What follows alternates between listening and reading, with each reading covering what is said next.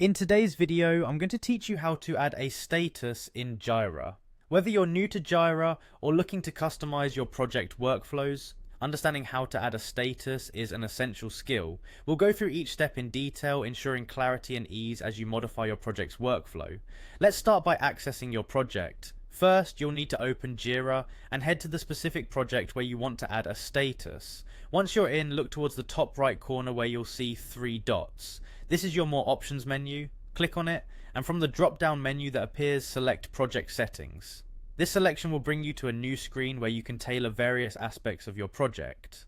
Next, navigate to Issue Types. Issue types allow you to define different kinds of tasks, bugs, or stories within your project. Once you are in the Issue Types section, you'll need to choose the specific issue type you want to edit. The issue type you select here is crucial because any changes you make will apply only to this type.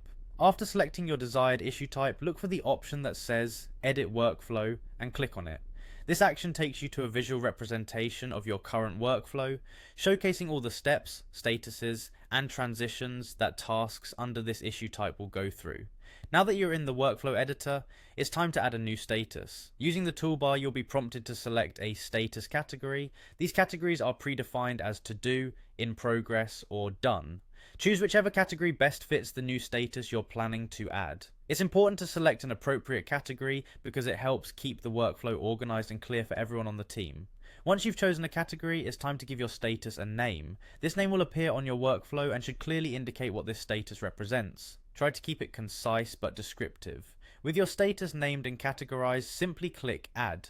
You may need to consider the transitions, which are the connections between statuses that guide an issue from one state to another in your workflow.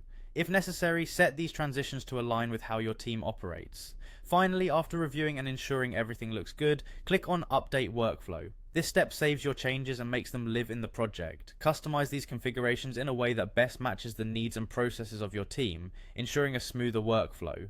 And that's it, you've successfully added a new status to your Jira project. With this new knowledge, you can further refine your processes and enhance how your team tracks project progress. Thanks for watching, and don't forget to like and subscribe for more Jira tutorials.